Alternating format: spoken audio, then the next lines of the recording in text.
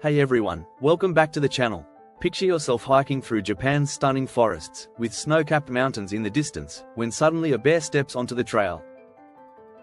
Sounds like something out of a movie, doesn't it? But in 2025, this is becoming a real issue across Japan, with bears showing up in neighborhoods, airports, and even golf courses.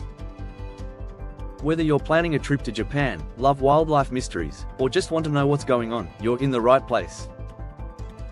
Today, we're diving into why bear incidents are spiking, what's causing it, and how to stay safe. If you're ready for this, hit the like button and subscribe for more global stories. Let's get started. The shocking numbers behind the bear surge. Alright, let's kick things off with the numbers because they're pretty shocking. In the year ending March 2024, Japan had 219 bear attacks, the highest since records began in 2006, with 6 fatalities. That's a big jump from the usual 100 to 150 attacks a year. Now, in 2025, attacks are down slightly to about 58 by August with 2 deaths, but bear sightings? They're absolutely skyrocketing. Between April and July, there were over 12,000 sightings of Asian black bears, the most since 2009. These bears aren't just hanging out in the wilderness anymore. They're wandering into cities. In June, a bear strolled across Yamagata Airport's runway, grounding flights. In August, a fisherman near Tokyo got scratched by what looked like a cub, and a women's golf tournament in Miyagi had to pause because of a bear on the course. Social media is buzzing with clips. One post on X showed a bear chilling at a temple in Morioka. Have you come across any wild animal videos lately? Drop your favorites in the comments. Japan's bears, Asiatic black bears on Honshu and Ashuri brown bears in Hokkaido, are usually shy, but something's driving them closer to us. Let's find out what. Hungry bears and climate change. Here's the big reason these bears are getting so bold: they're hungry. Bears rely on nuts like acorns and beech nuts for up to 80% of their diet, but in 2025, the beech nut crop in places like Tohoku is failing, just like the bad harvest in 2023 that caused a huge spike in attacks. Climate change is a major player here. Warmer temperatures, weird rainfall, and shorter winters mess up the trees' cycles, leaving bears with little to eat. So, they wake up early from hibernation, stick around longer in the fall, and head into human areas looking for trash, crops, or even pets. Professor Koji Yamazaki, a bear expert, says these aren't ferocious predators, they're just desperate for food. A good nut crop last year meant more cubs survived, so now there are more bears competing for less food. It's a tough cycle, and climate change is making it worse. Have you noticed wildlife acting differently where you live because of weather changes? Share your thoughts in the comments, I'd love to hear them. This isn't just Japan's problem, it's a global wake-up call to protect our environment. Human factors fueling the problem, but it's not just nature at play, humans are part of the issue too.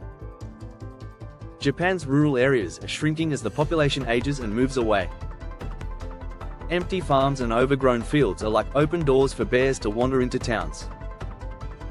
In Hokkaido, brown bear numbers have doubled to about 11,700 since 1990, and black bears nationwide are up to 44,000, 3 times the 2012 count. With fewer people around, there's less noise to keep bears away. Then there's the hunter shortage. Hunting licenses have dropped by half since 1975, and most hunters are over 60 now. Last year, over 9,000 bears were culled, but it's a struggle. In July 2025, a hunter even went missing in Hokkaido during a bear hunt. The government's trying to help by reclassifying bears as managed wildlife in 2025 to fund culls and loosen rifle laws, but it's not enough. Plus, bears are sacred in Ainu culture, so there's debate on X about balancing safety with respect. What do you think? Should we focus on culling or prevention? Let me know in the comments. How to stay safe in bear country. Before we wrap up, let's talk about staying safe because knowledge is key. Don't let this scare you off visiting Japan. Attacks are rare, especially for tourists on popular trails. But in bear-heavy areas like Hokkaido's Shitoko Park or Akita, you need to be ready. Carry bear spray, which you can get at outdoor stores, and use bells or horns to make noise. Bears don't like surprises. Hike in groups, stick to trails, and avoid dawn or dusk when bears are active. If you see one, back away slowly, don't make eye contact, and never run. For brown bears, play dead if attacked. For black bears, fight back. Check the Environment Ministry's Bear Map app for alerts, and secure your trash at home.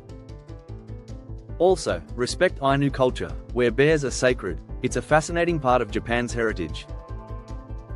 Gotta go to wildlife safety tip? Share it in the comments. So, to sum it up, Japan's bear surge comes from climate-driven food shortages, growing bear populations, and human changes like depopulation and fewer hunters. It's a reminder that as our world shifts, we need to rethink how we coexist with wildlife. Let's protect habitats, tackle climate change, and stay bear aware. If you enjoyed this deep dive, smash that like button, subscribe, and hit the bell for more global stories. Thanks for watching, stay safe out there, and I'll see you in the next video.